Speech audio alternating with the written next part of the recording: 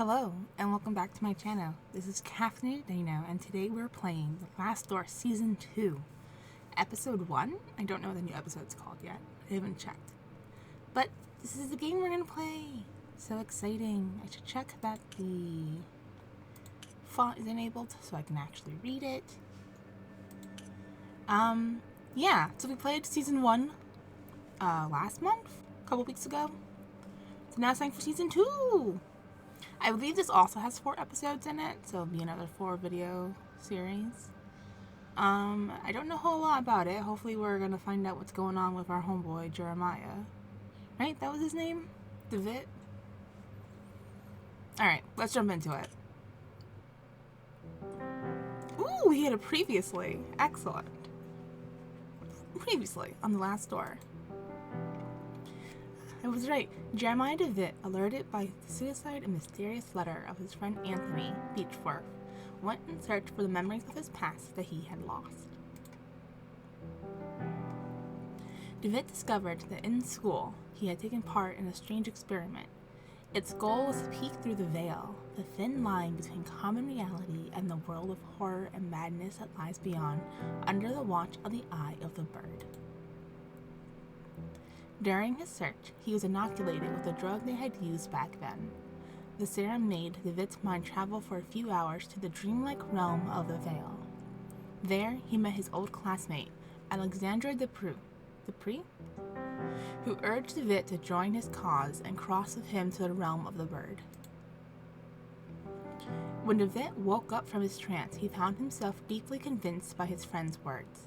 He traveled to Dupree's house, where he discovered his friend had dosed himself with a new serum, leaving a catatonic body behind.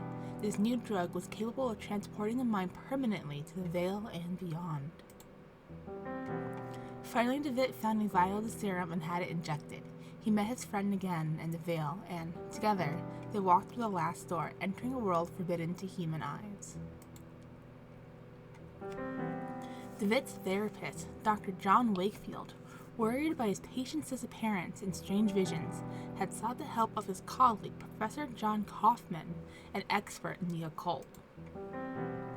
Searching Anthony Beechworth's house, Wakefield and Kaufman found a disturbing returned letter in which Anthony had tried to warn Alexandra Dupree of what could happen if the door was opened. He feared something from the other side might then come to ours.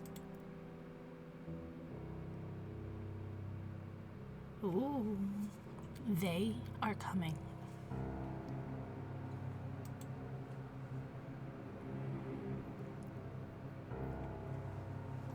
Well, this doesn't look like Jeremiah.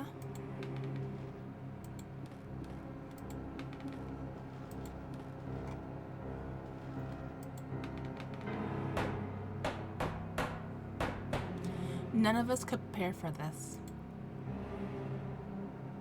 Oh, we're boarding up windows. The visions, screaming, were merely a warning.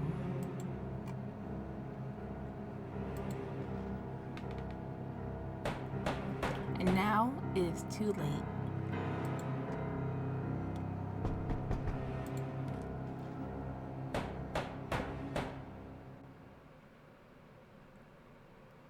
They are coming.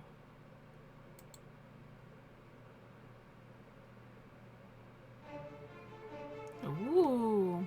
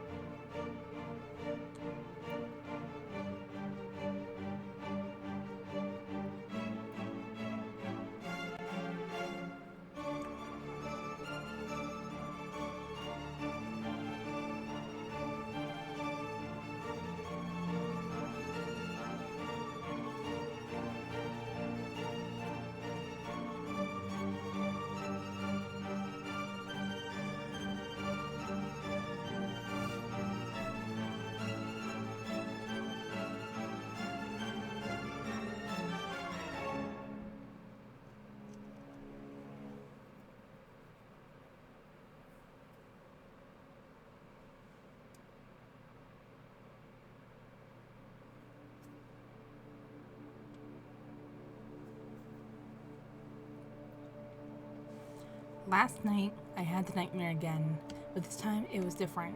This time, he talked to me.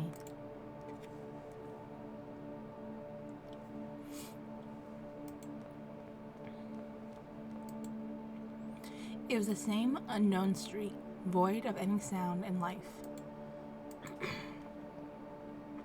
I walked aimlessly, as if I were lost.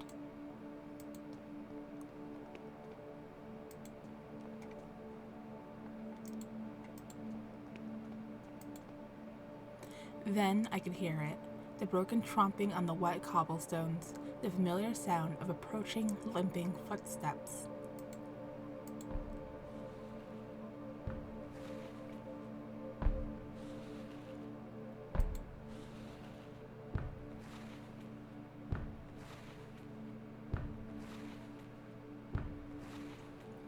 Then, as before, he stood in front of me, gazing unrelentlessly, like he was expecting something. This time he spoke.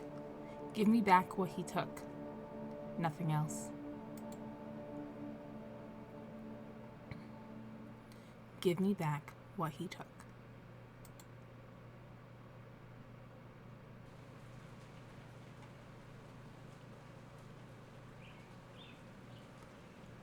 No, I have fallen asleep again. What time is it?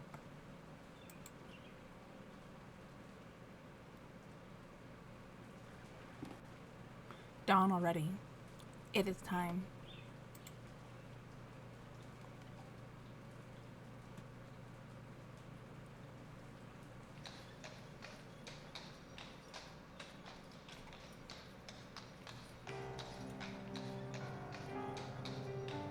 It was several months since Coffin and I had found a mysterious letter in Anthony Beechworth's house. A letter never sent, with a cryptic warning of what would happen if a certain door were opened. It bore only the name of the addressee, Alexandre Dupre. We felt sure that Dupre was key to finding my patient and friend, Jeremiah DeWitt, who had disappeared in such strange circumstances, troubled by the death of his friend Anthony. DeWitt had visited the school of his childhood and had never been seen again.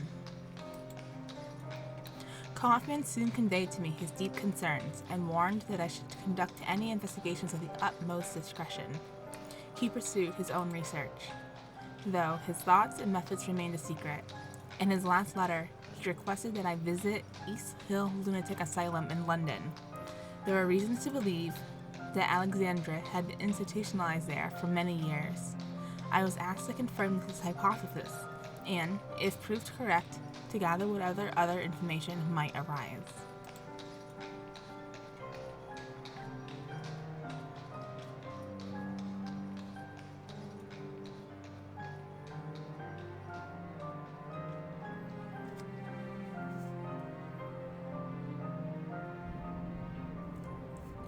London, East Hill.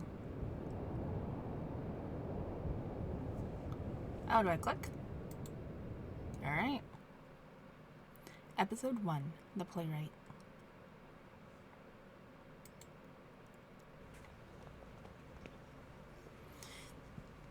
So this is East Hill Lunatic Asylum. I hope I can find information. Alexander Dupre is here.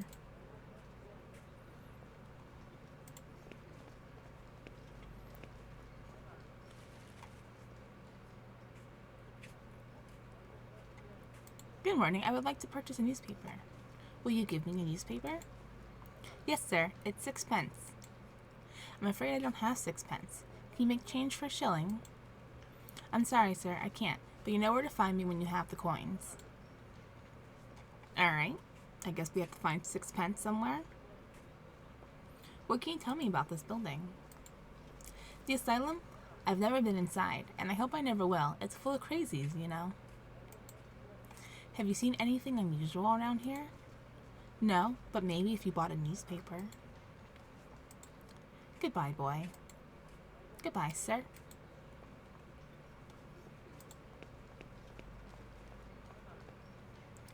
East Hill Lunatic Asylum.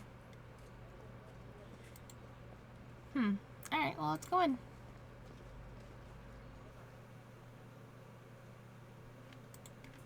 Anything this way? Can we just travel the grounds? Well, that seems like a mistake.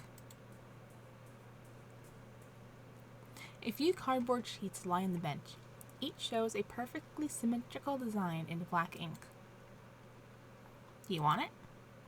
Please do not touch those sheets, sir. They do not belong to you. Good morning. Ah, yes, a lovely morning. Sunlight of quite a fascinating character. I beg your pardon? The light, it makes everything look different. You see, light touches things, soaks into them, and changes their nature. It makes them shimmer or makes them die. Do you live here in the hospital? I do indeed. My family is a generous benefactor to East Hill. They had me committed, but I don't blame them. They are just incapable of appreciating my art. Or any art for that matter. They mistake it for insanity. What are you drawing? I'm not just drawing, my friend. I'm trying to feel the light, to translate its power to the surface of the paper. Those animals don't like it, though. They don't want me to succeed, so they take them away. They take my drawings, and they study them, and they laugh, because my eyes can see the light, and theirs are blind. But someday everyone will understand. Who are they, the ones who take your art away? Ha! Those foolish caretakers. They hide behind a big mirror, where they think themselves safe, and they look at me. They observe me. They even take notes. You have some curious drawings right there beside you. Oh, you mean these? They are the only art that makes any sense here. The doctors use them to cajole some patients into revealing secret inner truths. I won't return them to the doctors until they've returned the art they've stolen from me. Alright, so that's a mission. Do you know a man named Alexander Dupree? Oh. My name is Dr. Wakefield, and I'm looking for a man who lived here some time ago. Would you happen to know one Alexander Dupree? The name does not ring a bell. I have not been here long, though. You should ask the other patients. They may be able to help you. Some have been here for many years. Or you can ask one of the others, the brutes who keep us here. Would you happen to know where your drawings are now? I suspect they are somewhere in the archive, since I've seen confiscated items taken there before. You seem different from the rest. Can I trust you? I've been trying to sneak in for days, but Miss Riswall keeps a tight guard on the door. I even stole a key from one of those guards. You're a doctor. Surely you can gain entry. If you could recover my drawings, I would be so grateful. Here, take the key with you. Thanks. I must go. Have a nice day. I'm assuming this is closed. The large door is made of strong metal. This must lead to a secure ward of the hospital.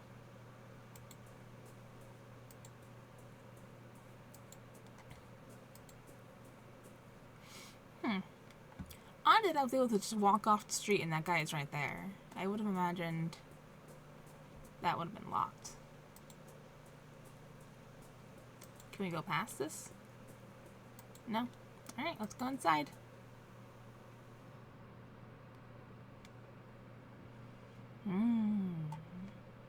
Madam. Good morning, madam. My name is Dr. Wakefield. I am a psychiatrist. Oh my, good morning. Forgive my manners. I get so excited when we have visitors. We don't got many these days, and certainly we are lacking experts like you. What do you mean you lack experts? Every year we get less funding from the Crown. First the doctors started to leave. Then it was the caretakers. Now very few remain. But we have a responsibility to our poor patients, do we not? We must take care of them. They cannot be out, living with the proper people. We must keep ourselves safe, and our patients too, of course. I'm looking for a man who used to be a patient here a few years ago. His name was Alexander Dupree. Did you perchance ever meet him? Alexander Dupree? Yes, there was one with a foreign name. I remember something of him, a good man if I recall correctly, an educated man, but there was something strange about him, wasn't there? I believe it scared some of the other patients. You never know with this lot. I'm sorry that I can't remember much. There have been so many people here, it is hard to keep track. Have you worked here for long? Yes, a long time. I can scarcely remember how many years. Time goes slowly in here, in the isolation. The rules don't allow us to leave. I don't know what is happening in the world anymore, but we have our duty, do we not? Who else will care for the patients? May I request access to the Institute's archives? There should be information about the man I am looking for, Mr. Dupree. I am sorry, Doctor, but the archives are private. We must not allow anyone to access them without the proper authority. Many of our patients come from good families, you see, and we take great care to respect their privacy. But do not look so crestfallen. You would not find much in any case. It is a long time since they have been organized. I'm assuming this door... Well, not that. That's a bookshelf. The door next to it, I'm assuming, is the archive. A bookshelf. These books are not volumes of psychiatry and medical science, but old serial novels for patients to read. I'm sorry, sir. The archives are off limits. A portrait of a severe-looking man, most probably the founder of the Institute. A serene, bucolic landscape with gentle colors.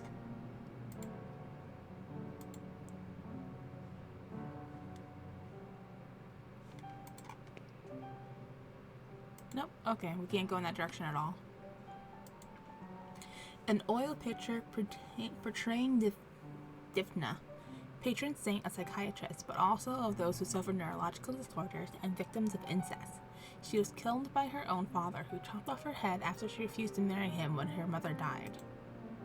Yikes.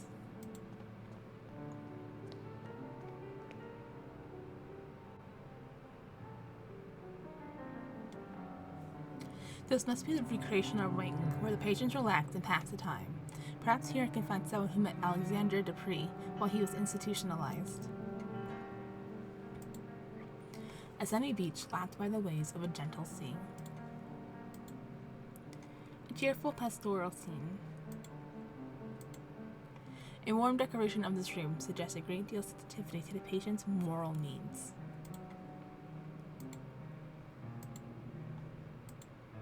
A variety of old-fashioned landscapes that portray nature as tame and welcoming. What are these notices? Nope, can't click on them. A marble bust of Hygeia, Greek goddess of physical and mental health.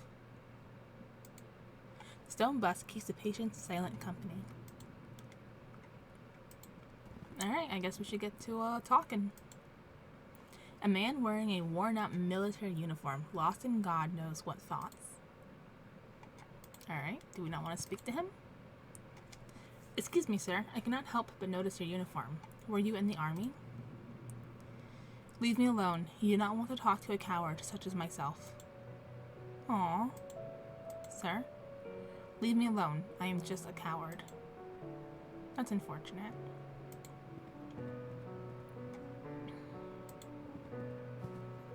Good morning, madam. My name is Wakefield. I'm looking for a former patient of this institution. The rumbling. She doesn't seem to have noticed me. Madam, if I may persist, have you been living here for long? The rumbling. I'm looking for a former patient of this hospital. You may have met him. An eyeless gaze. I'm looking for a man that you may have met. His name is Alexander Dupree.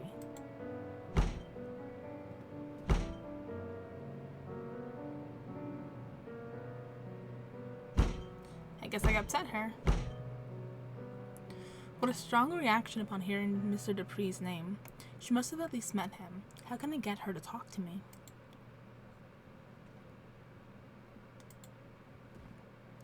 Good morning. I am a psychiatrist, Dr. Wakefield. Quite an impressive institution you have here. Can I ask for your assistance? I'm looking for a former patient of the institution. His name is Dupree. I'm sorry, sir. I have never heard that name before.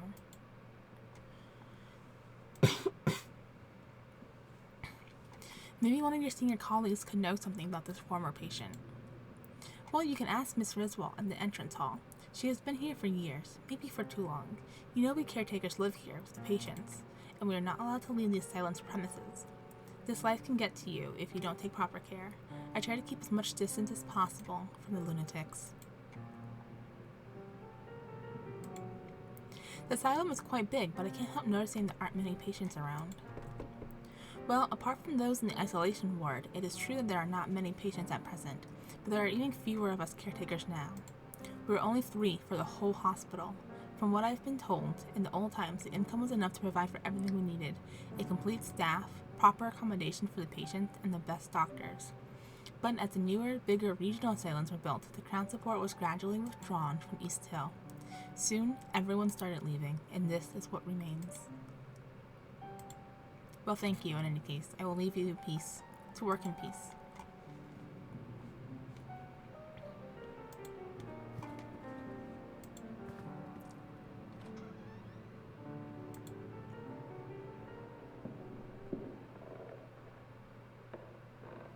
Mirror? Yes, an unusually large mirror. There's a thin piece of metal holding the window open. Do we want it?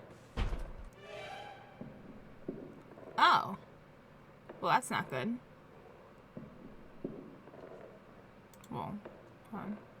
A glass jar full of transparent liquid that may or may not be water. There's a coin resting at the bottom. Cool. Is it a sexpence? Won't tell me. Looks like a therapy log. Oh. Edward Roan, 27, acute dementia. Oh, how awful. September 25th, 1891. Mr. Roan's condition has degenerated since his last session. He is restless, as if the morphine had no effect on him. For the last weeks, he has been obsessive, troubled for reasons unknown. September 25th, 1891. The patient's dosage has been doubled to no effect. September 29, 1891. Dr. Weedall has been attacked and bitten in the face. 4 men were needed to subdue the patient, Mr. Roan. 3 markings were found on his body upon examination. Self-harm is a possible cause. October 3rd, 1891. Mr. Roan is getting better day by day, both physically and mentally. His habits have changed considerably.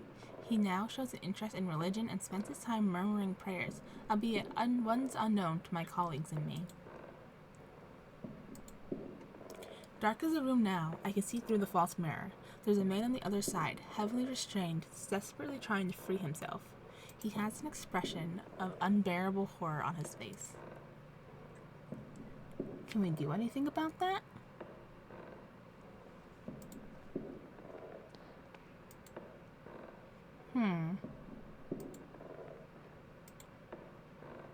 Alright, well, we have a coin.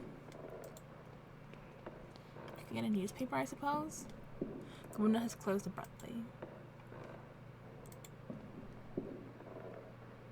Is this the entire building? Can't go anywhere else?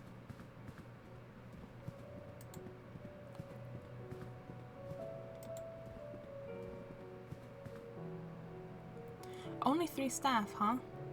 We've met 2 of them.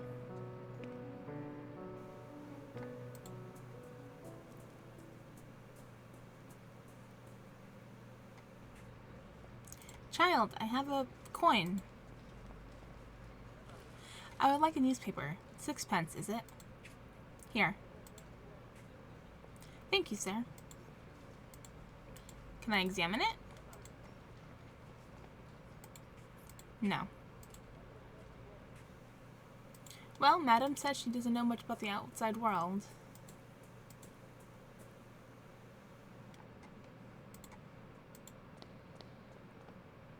Why, thank you kindly. How thoughtful you are.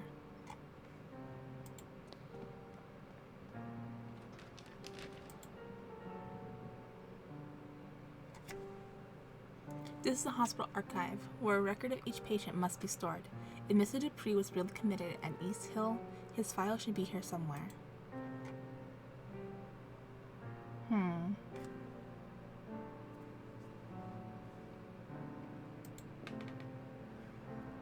It's been a long time since his desk was last used. It is covered in discarded papers and pens and a noticeable layer of dust. It's kind of dark in this room. The drawers are all locked. Ah, well, we can fix that.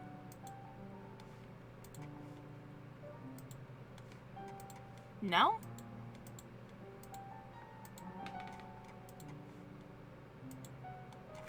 Okay.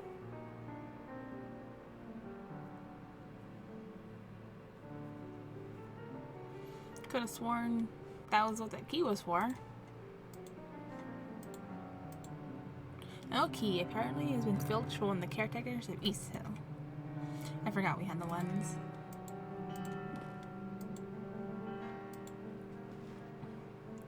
This cabinet contains many documents detailing the treatment of patients ranging from 2 decades ago to last year.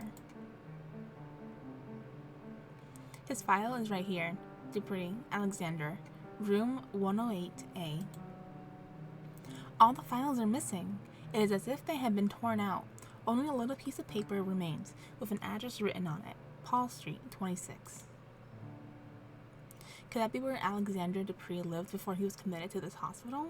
Paul Street? I should follow this new lead and see if it takes me somewhere useful. Oh. Are we done? No, wait. No. Oh, okay. I was like, we didn't get the guy his paintings back.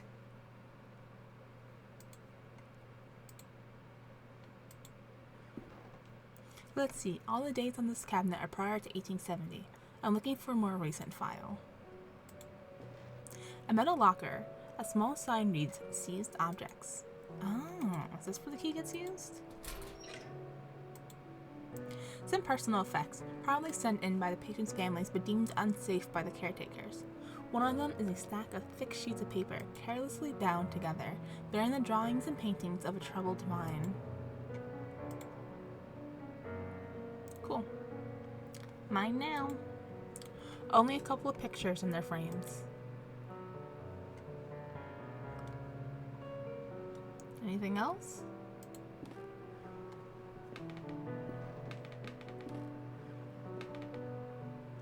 Portrait of a restrained patient surrounded by caretakers and a doctor. Alright, well that's a little grim. Let's go give the guy his pictures.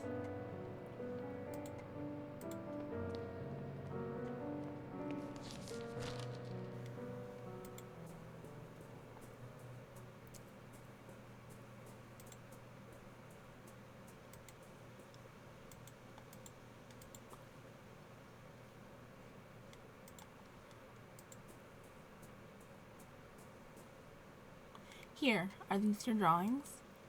Great wonder, they're back. Someday they will understand light and shape as I understand them. Thank you, friend. If you want, take these cardboard sheets. Thanks to you, I have no more need of them.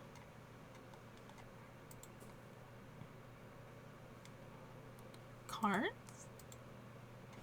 A few folded cardboard sheets, each with one large, symmetric patch of black ink in the middle. I have heard of this technique, but always thought it an eccentricity.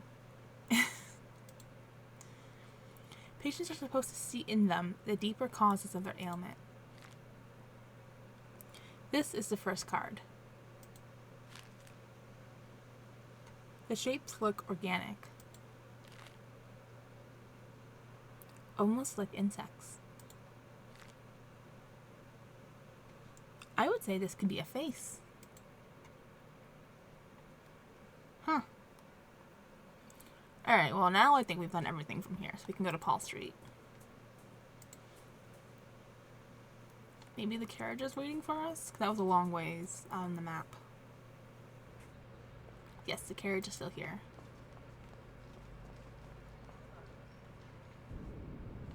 Alright, let's travel.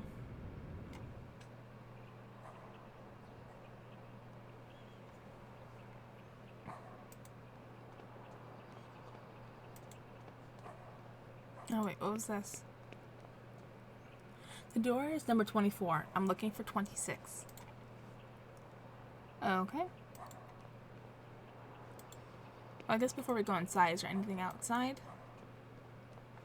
No.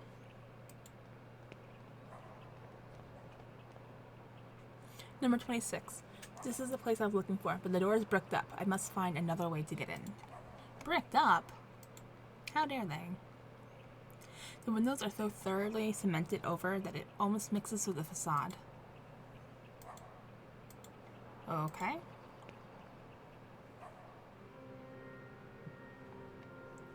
The ruins of an old chapel, apparently destroyed by fire. A mess of wooden planks and the remains of benches and chairs.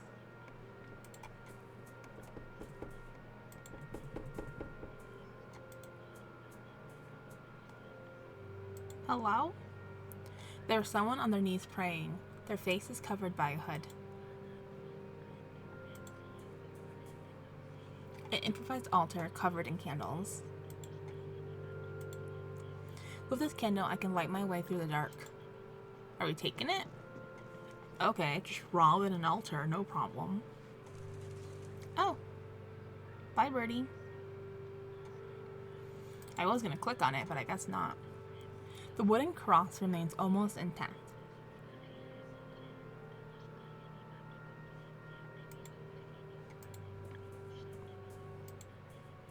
Ooh, a hole. Looks like this hole leads to the building next door. Oh, Jesus, it's dark. Good thing we got the candle.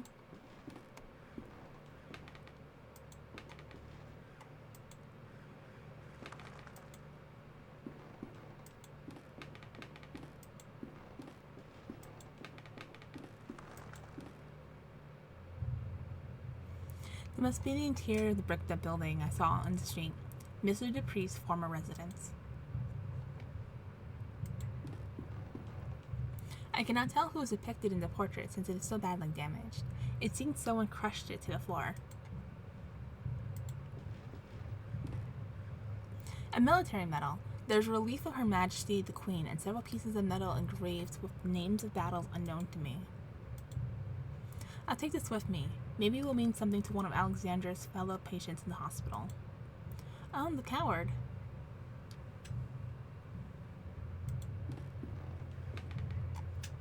There's a piece of paper on the table.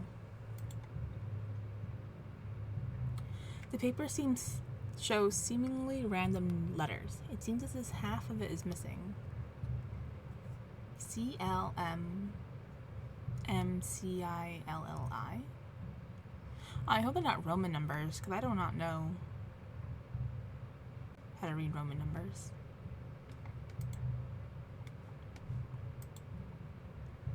One man in high rank uniform. He's missing an arm.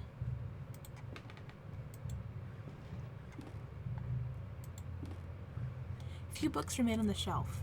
Most doubtful treatises in chemistry and alchemy. Among the titles are Trithemis, De Lapide Philosophico, Gerber's The Inventio Veritatis, the anonymous work Turba Philosophorum, and Ludwig Prince's Mysteries of the Worm. Alright, I hope those meant something to somebody, because I don't know what those are. Except hard to pronounce. A large metal safe. It looks like the safe is working. I should give it a try.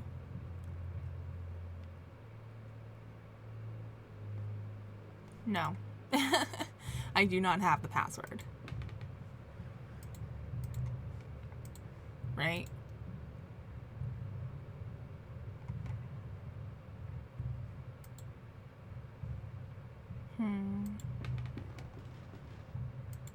Oh, we already looked at that. Any more clues for what the password could be? Any more papers? There's something among the ashes. Well, what? Grab it. It is a piece of paper. It looks like some kind of message, but there's only one half here. The paper has been carefully burnt. Can I combine the two pages? Hold on.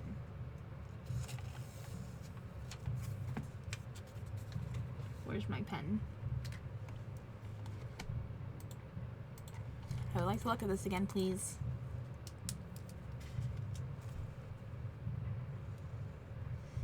VIDILIVID.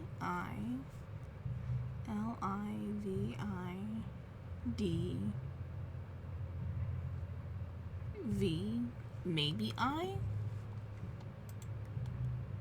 And then look at the other one.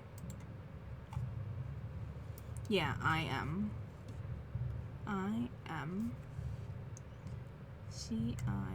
Oops, my pen sign. LLICLLM.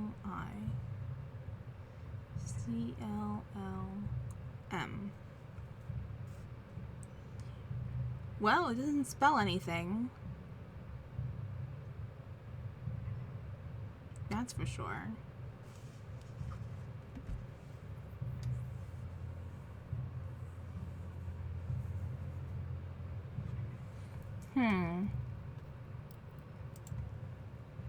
What do Roman numbers? Let's look that up.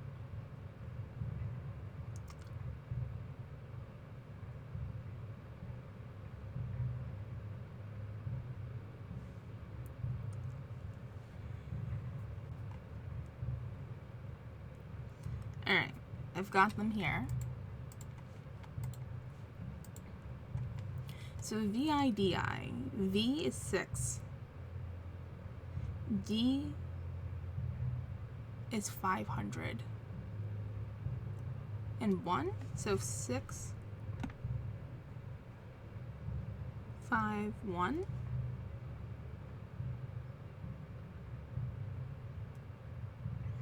C is 100. L is 50. So this is 200.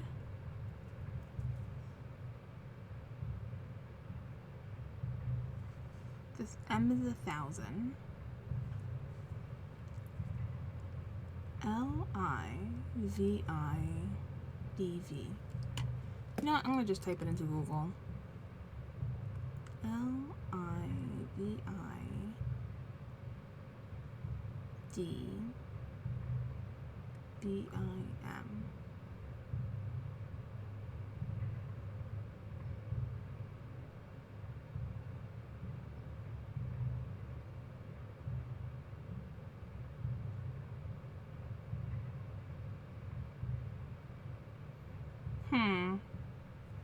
Says it's not a real number.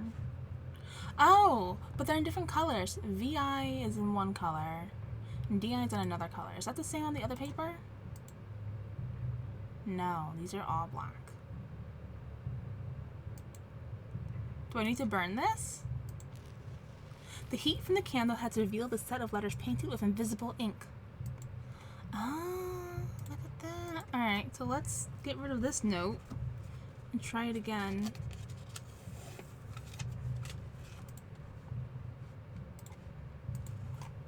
Nope, I want the left side first. So we have VI and then V. And then the other side says I, V. Alright, VI is what? 6. 6, 1, 4, 5?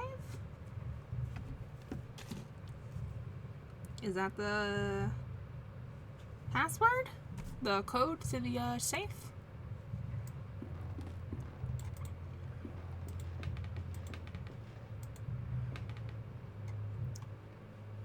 Alright,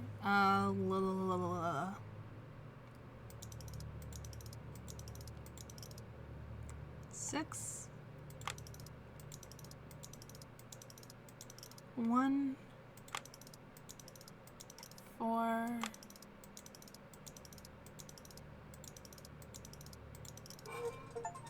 'We got it! Yay! And we got an achievement for it. Wild. It's empty. Wait, this is not a safe, but an entrance to a passage. It's completely dark. The only way to know where it leads is by crawling in. I mean, I guess.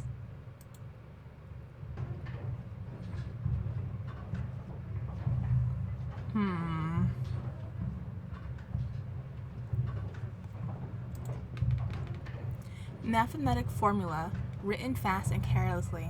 Some of these symbols I have never seen before. It listed numbers. It looks like some kind of calendar or timetable. What is this machine? 4 chairs forming a circle, as if the hideout served a sort of meeting place. Ooh. A strange machine built of wood, steel, and glass. I wonder what its function could be.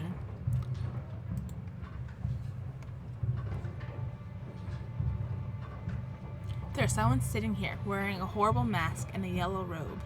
He is not moving. Hello? Okay, it's just a uniform. It has only a yellow robe. There's no body inside at all. What can be the meaning of this?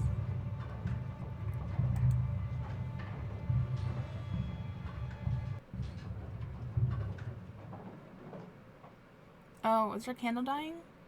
Oh, there's footsteps.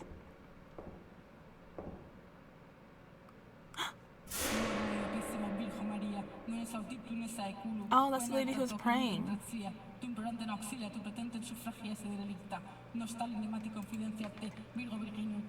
The creaking in the machine has stopped. Can I talk to her?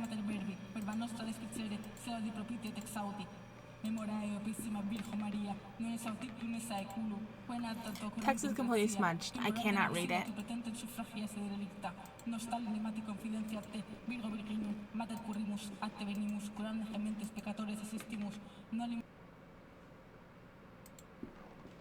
Okay, thank God she didn't follow me. It's hard to think of talking. Well,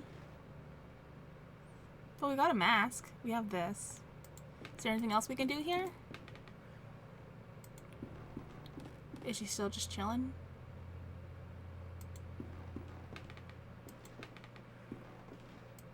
No. Alright, I guess we go back to the asylum?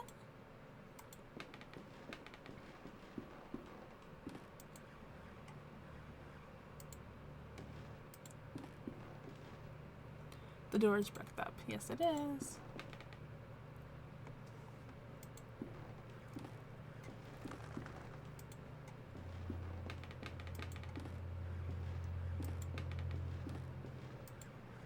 Oh my goodness, so creaky. No, she's not here either.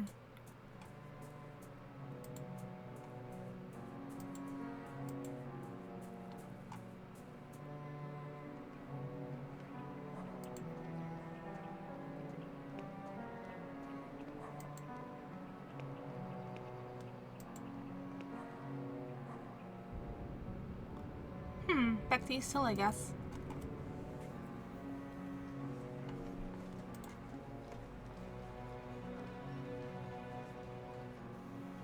Let's give the soldier the medal.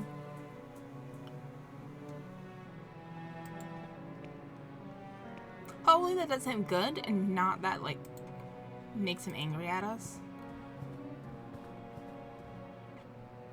This medal, I had one just like this. Got it after the Battle of Laing's Neck and Majuba Hill in 1881. A decade ago now. For distinguished conduct in the field, it said. What a farce. So you were in the army, as I thought. Allow me to introduce myself. I am Dr. Wakefield. Sergeant William Conghill, Her Majesty's 6th Light Infantry. Are you another one of those alienists? Do you doctors not realize the cowardice cannot be cured by your arts? Why are they keeping you here? The doctors say I suffer from a nervous disorder. I believe this is a term for when they themselves, with all their learning, do not know what to say. But I know the true name of my sickness. It is pure cowardice. I am looking for a former patient of this hospital. You may have met him. His name is Alexander Dupree. Yes, I did know a man by that name. We met briefly. He was here when I arrived. What do you know about him? He was a proper lad, educated. He listened closely to the stories of the other inmates, but he kept his own to himself. We talked a lot. He was very close to Miss Conhee, too. I think they got here at the same time, but when he left, he did so alone. I wonder what has become of him since. Who is Miss Conhee? She's a patient here, the lady of a tempestuous character. You may have encountered her already. She has not been the same since Mr. Dupree left. You know, She always sits to the side, alone and silent. I doubt you can talk to her at all. Even if you tried, she sees things, or at least she thinks she does. What did you talk about, you and Mr. Dupree? We talked about my time in the south of Africa. We don't like to talk about that, but he somehow made me want to. He was persuasive. He was very interested in one specific story, almost obsessive about it. He wanted to know every little detail. Could you tell me that story? I'm trying to find a patient of mine who has gone missing, and this could be my only hope of finding him. I don't like to relive those memories. A missing patient, you say? Alright. Maybe my story will be of some use then. It happened during the Battle of Majuba Hill. I am sure you have heard of it, in March of 81. The attack of the Boer army had taken us by surprise, and our regiment was forced to split up. We quickly found ourselves alone, just a few men lost on the barren plain. But I don't want to bore you. No, sir, you certainly aren't. Please continue.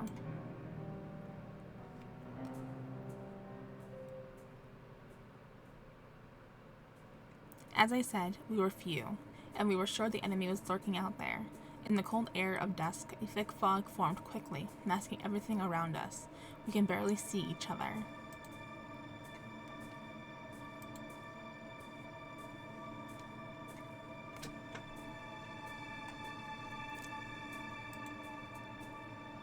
Oh, there I am. Then the others started to disappear in the fog, which was getting thicker and thicker.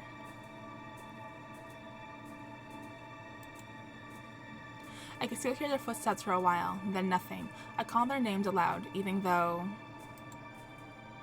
I have to breathe faster. I felt something in there, not far. I remember beating something alive, waiting. I couldn't help walking towards it.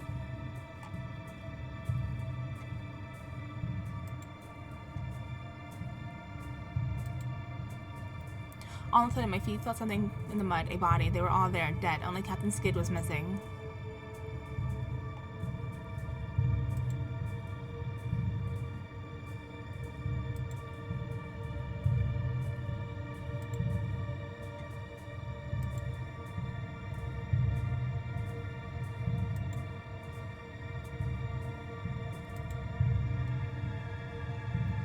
Then the mist cleared out. What had happened? I never knew for certain. I didn't see anything, or if I did, my mind refused to bear such memories. What happened to Captain Skid? When he finally regained consciousness, it was like something else looked out at us through his eyes. I guess whatever happened affected him, changed him. I know he came back to London. Mr. Dupree asked me of his whereabouts. Maybe he tried to contact him to hear the rest of the story. He was quite preoccupied by it. Do you know where I can find Captain Skid? The last I heard from fellow veterans, he had lost himself to a frenzy of alcohol, opium, and bad company. The downward spiral led him, as many others, to a watched nadir, a dirty hole deep in St. Giles Rookery, known as a Crimson Nest. Mayhap you will find him there, alive even, if you are lucky. Here's a picture here. This is a picture of a regiment. You can see him there. Alright, a neat place to go.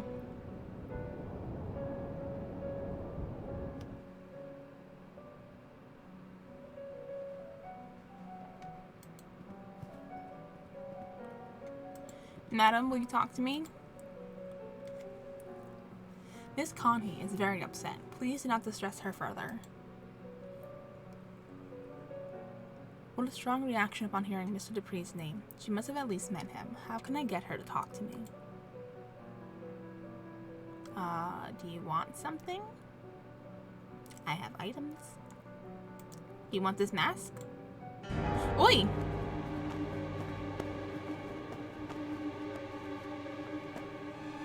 Is isolation ward for you this time, madam? Off we go. The face of the playwright! The face of the playwright!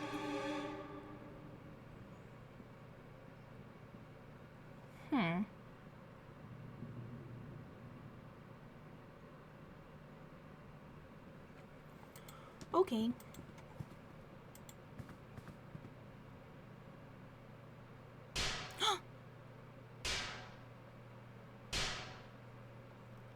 He got out of his bed. The man is striking the grass strongly with his fists. His expression is of pure hate. I don't think he can see me, but I feel that somehow he knows I'm here.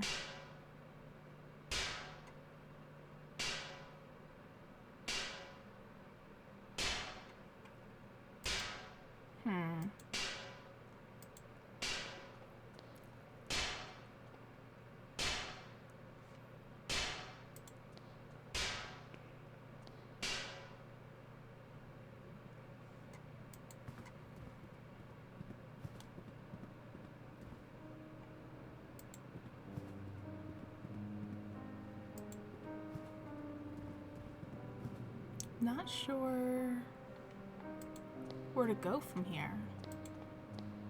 Is there a wing on this side? No.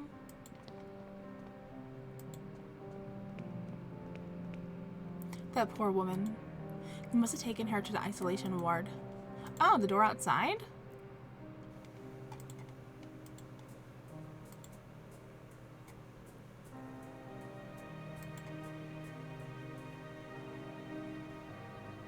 Oh, it's open now.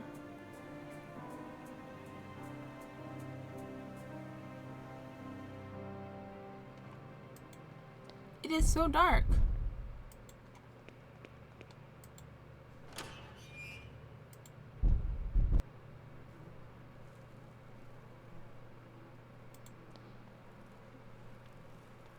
What the heck is this?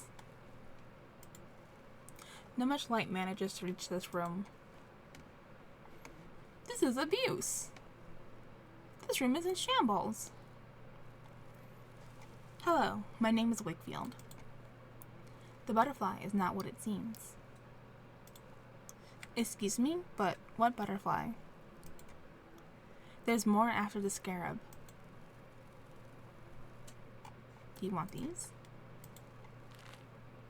Is this the butterfly you talk about? It displays its wonderful colors, fills your eyes with awe, but this is only a show. Behind the veil, its body crawls on the dirty ground, hides in the darkness, and transforms. Another of its lies. So what would this be? Its dark body creaks and rustles with its blind movements. Slowly, step by step, it gets closer and closer and closer and closer. What about this one? It will come, whatever you do. It will cry out loud, looking at you from everywhere at the same time. What about this one? Him. Him? His mask. My mate from the other room used to scream at night. He always told us he could feel something under his bed. A presence, an eyeless gaze. Okay.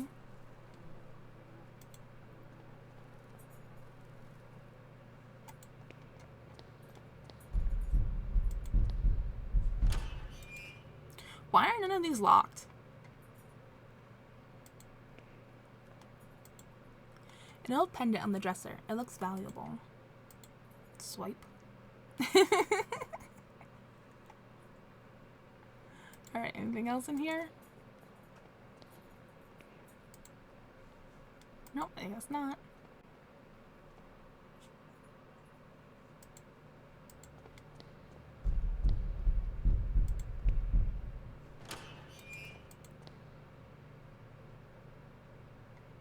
Oh, this is a nice room compared to the other two.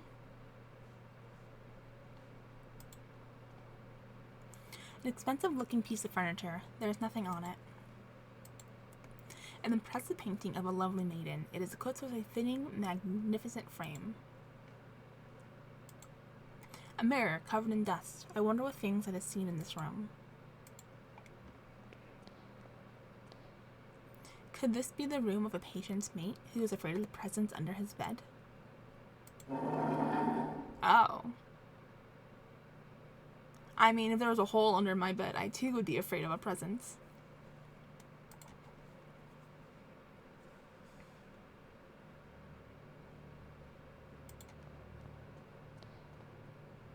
I doubt anyone has slept in this place in a long time.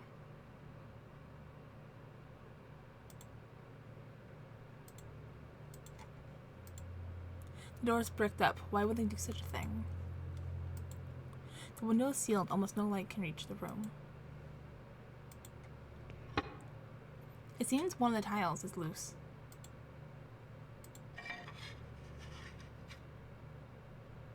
I cannot get it out with my bare hands. It is too heavy.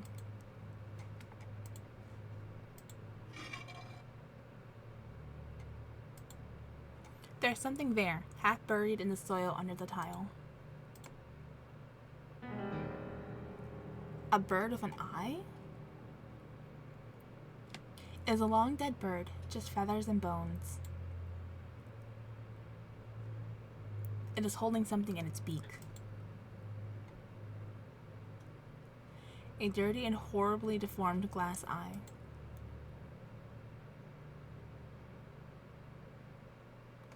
Oh, you took that, huh?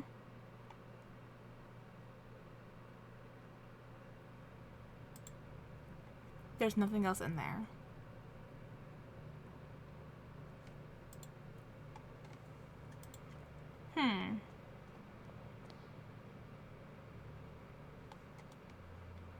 Interesting.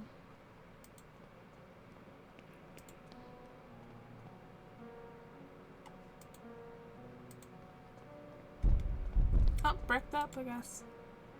The door's closed for good with bricks, like they were pretending it never existed. They didn't even try to disguise it.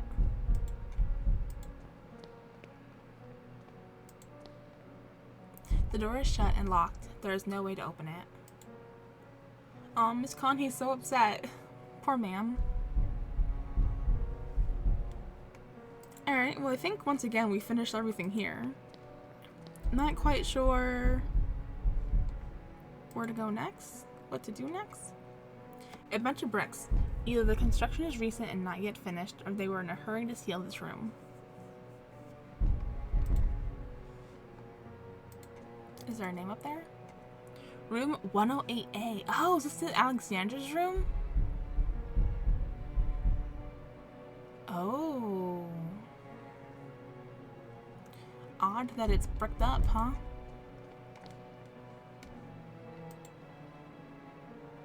One 106A, yeah. I think that was Alexander's room.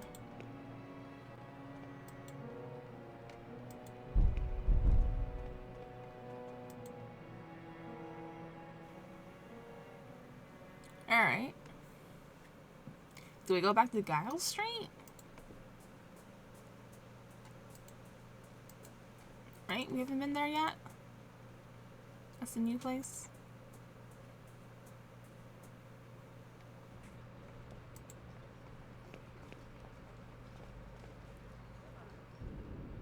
Yeah, Giles. St. Giles.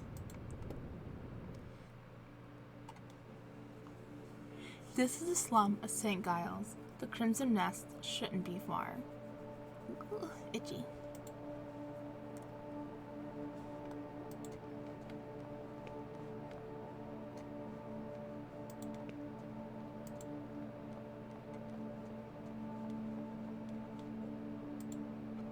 The soft glimmer of the street lamp casts a comforting glow on an otherwise empty street.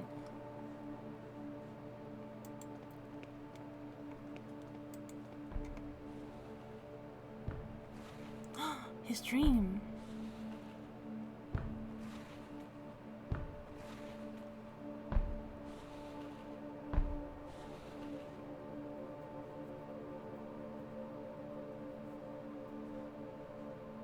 You want this? Because that's what we recently got.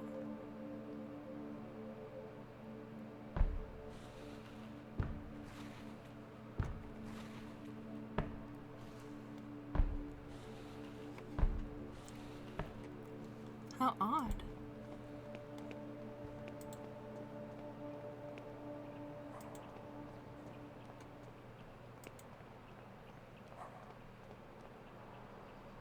Oh, Crimson indeed, huh? This must be the Crimson Nest. I have heard of such places where people lose their minds to opium shipped from the Orient. I never thought I would set foot in one.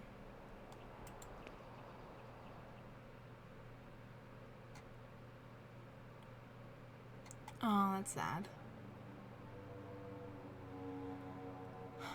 Alright. What are we looking for here? An addict, completely asleep. What's the matter, madam? My husband, he is unconscious. Please, dear, wake up. I'm a doctor. Please let me see him. I'm so sorry. He is not breathing and he has no pulse. Your husband passed away hours ago. No, no, no, it can't be. Madam. I'm late. This time I couldn't save him. What do you mean this time? I discovered my husband's addiction to this hellish drug they called opium months ago. At first I thought he was sick, as I saw him grow thinner every day. Then I discovered he was visiting this place. I was very worried. I tried to dissuade him, but he wouldn't listen. The addiction was stronger than he was. At times, he was away for days. I would come here and find him passed out. The only way I could wake him was to put these smelling salts under his nose. Now it's too late. Here, take the vial. Maybe you will be in time to save another soul from this curse. Okay.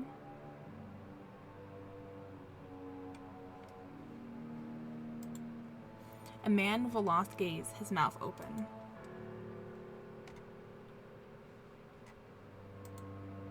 A woman looking at the roof with her eyes going white. She's muttering some ramblings. A short-haired woman smoking without worrying.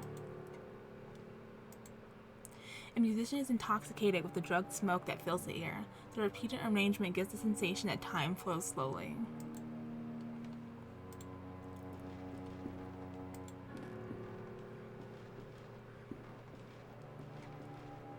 Anything else in the background? No?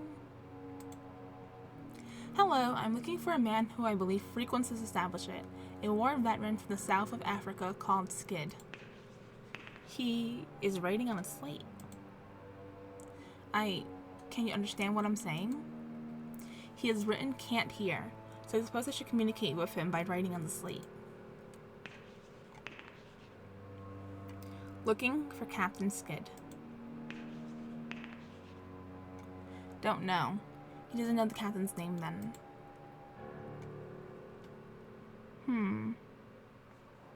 I have a photograph.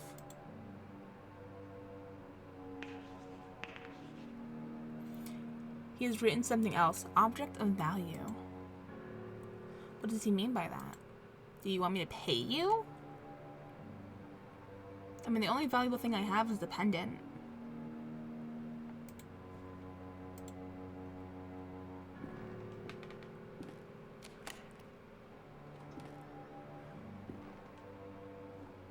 That's ominous. The young couple seems to have come here together to enjoy this despicable vice.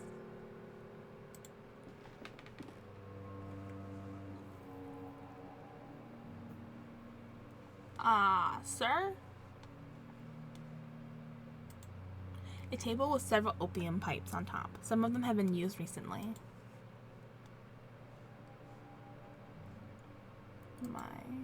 Okay.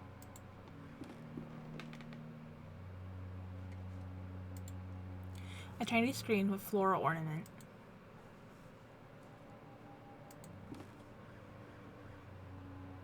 It's Captain Skid, no doubt. He is unconscious, but he still breathes. Well, I've got you some smelling salts.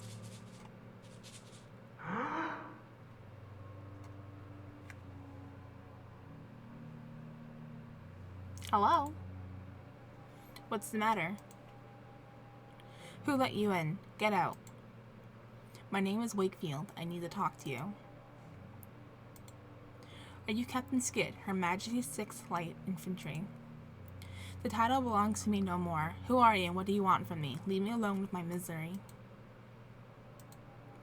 A soldier that used to serve under your command told me I might find you here. William Conghill.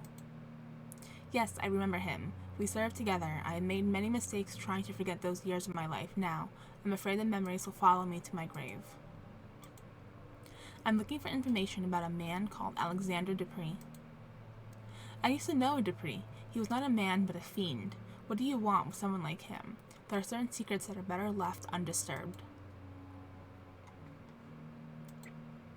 A patient of mine has disappeared. Alexander is the only one that may know his whereabouts. If it is true that Dupree is involved in your patient's disappearance, then I'm afraid the matter is out of my reach. Yours too. Now please, leave me alone. Have you heard the name Jeremiah DeWitt? I must find him. DeWitt? No, I have not. I found your medal.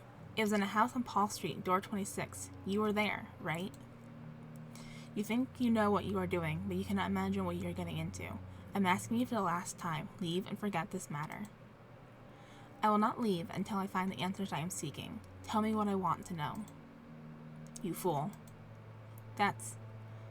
For the devil's sake. Alright, if you want to ruin your life, you are free to do it. What really happened on Majuba Hill? Sergeant Coghill told me the story, but the details were confusing. I will never be able to forget that day. Nobody knew what really happened. Command decided that we must have been ambushed. Now I know better. There was something in that fog, something that did not like us entering its domain, a sentinel of a sort. That thing is what killed my soldiers. How did you meet Alexander Dupree? I was in the Veterans Hospital recovering from an illness unknown to the physicians, an ailment of the soul. Dupree managed to contact me there. He wanted to know my version of the story, what had happened to me in the Battle of Majuba Hill. Inside that house, I saw a machine, still operating. What was that? A machine? I did not know what you're talking about. That was just one of the many places used as a base for Alexander's activities. The only one whose location I was allowed to know. Do you know why he was so interested in your story? I did not know immediately, but with time I realized. The truth about what happened to me was important to his activities, as was I myself. But if you think he tricked me, you cannot be more wrong. I wanted to enter the dragon's mouth. I burned with a need to know. What was Mr. Dupree doing then? You really do not know, do you? Have you ever heard of the playwright? No? I do not know what that is. Oh, should I have said yes? Oh, okay, cutscene.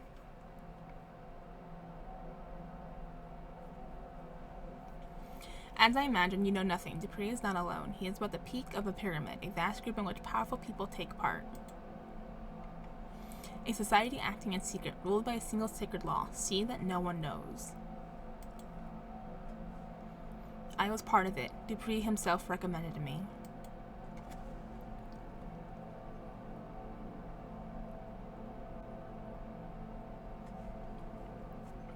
We gathered every month. We saw, you cannot imagine. A curtain of normalcy protects the mind from something, an outer something. The fog of the veil protected us. But through the veil we could peek out into the abyss. We could know of the unspeakable shapes that arrive beyond, a black nothingness entirely full of horror.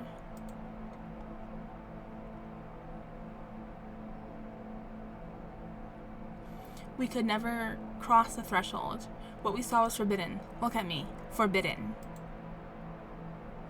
I could not bear it anymore, so I ran. I ran and I hid from them.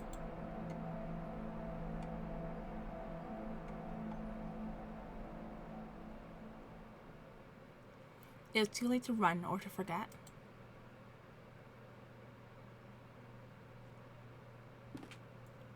And let's go back to East Hill and talk to Miss Connie.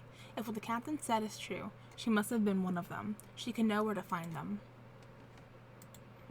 Alright, that sounds like a clear mission.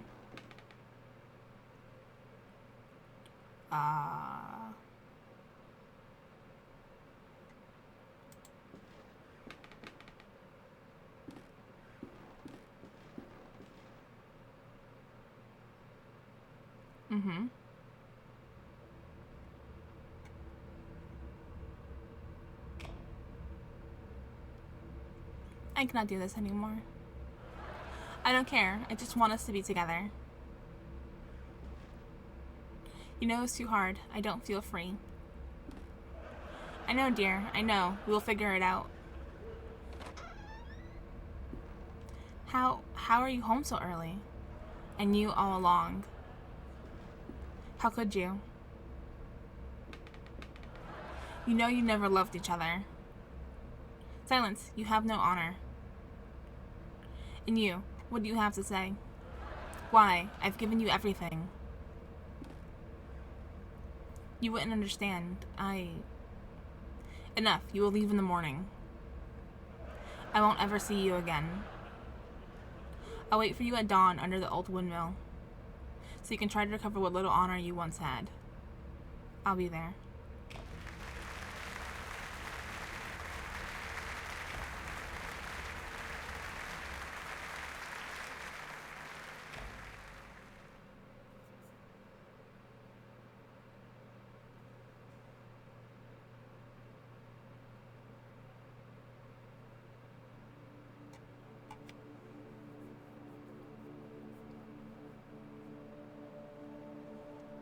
I must have fainted. What is this? Where am I?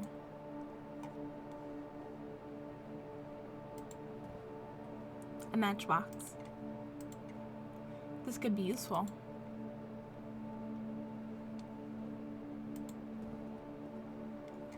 I cannot see outside clearly.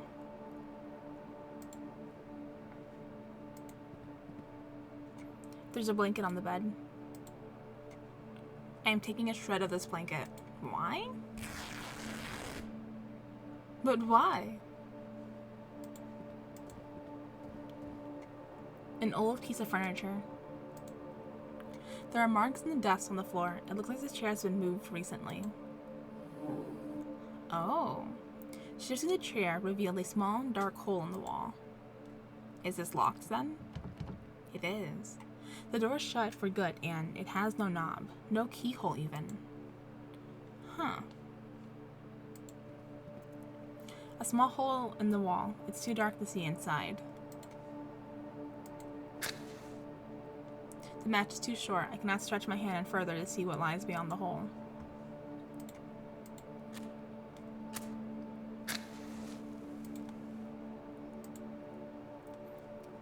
I would swear I saw a pair of feet in there. Who is in there? We have met before. I cannot see you. Who are you? Do you not recognize my voice? No, I am sorry, I do not. Do you know what this place is? It is the starting point, the first place to look. But who are you? What are you doing there? Remember this, I will not be here forever. Darkness will light your way. Stay out of the light, then I will disappear and you will be alone in the end. I do not understand. Tell me who you are.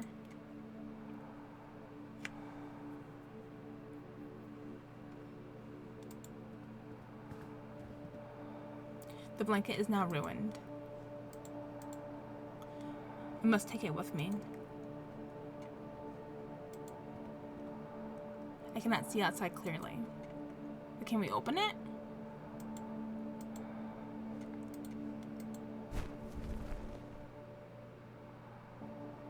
Oh, did we cover it? We did. It made it dark. Why did we do this? Oh, the wall's gone.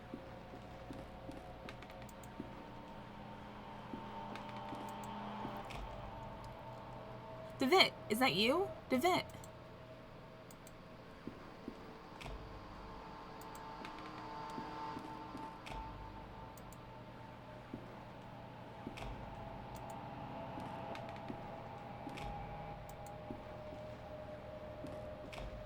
Uh-oh.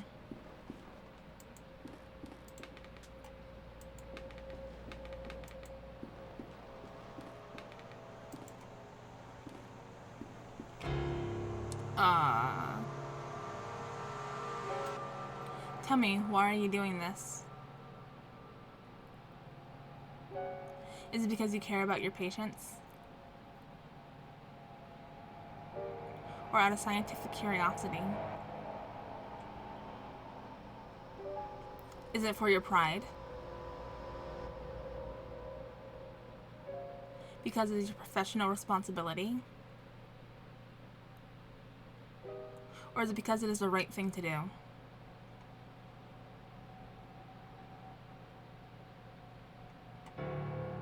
Ooh.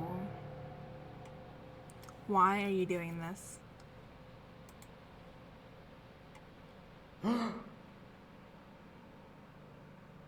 No, Devit. It's a right, mein lieb Freund. How are you feeling? I feel dizzy. What happened? Where are we? At my house. I went to East Hill to meet you and found you inside one of the cells, unconscious, your clothes stenching of opium smoke. I had brought you here. You've been out for a day and a half. I think it's coming back to me. I was at one of those opium dens. I might have passed out after breathing that dense smoke. Listen, I have much to tell you. My investigation unearthed a great deal of new information. Alexander was indeed institutionalized in East Hill, but his files were missing. I managed to track down a man who knew him. He told me a story you would not believe, and there was this woman, a patient at the hospital, who she was completely out of her mind. She attacked me. What is happening to these people, Kaufman? How is this Alexander related to Mr. DeVitt? I think this patient, Miss Conhey, might know how to find Alexander. We must go back there and talk to her, whatever it takes. I am afraid that will not be possible. What do you mean? Frog Conhey is no longer in East Hill. She escaped last night. God almighty. Do not worry, mein Freund. I think I may know where she is hiding. Get ready. We must leave promptly.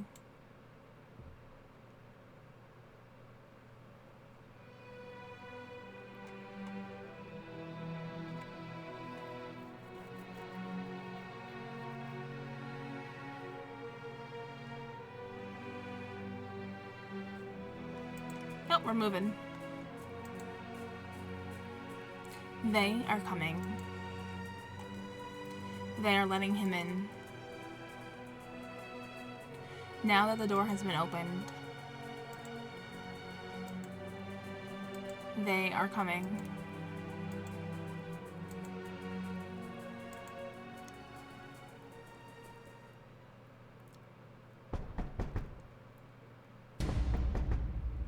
Oh.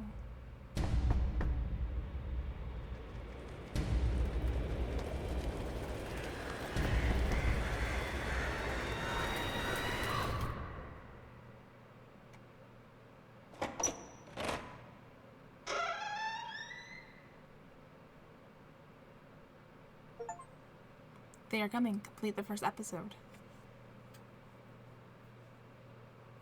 Player was created thanks to generous support of players who participated in the crowdfunding campaign. The adventure continues in episode 2. Oh boy. It's back to main menu.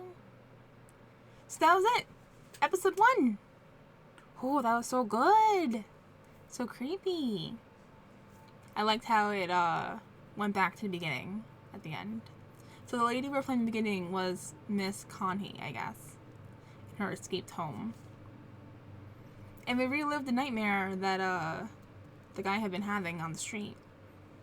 Not very nightmarish. Nothing spooky really happened there except handing off an eye, which I guess is odd. It's definitely an odd thing to do. But yeah, stay tuned. We're going to play episode 2 next. I'm going to finish this. I'm so excited. Please remember to leave a like, comment, and subscribe if you haven't done so already. It really helps the channel grow. And I'll catch you guys next time. Thanks for hanging out with me. Bye!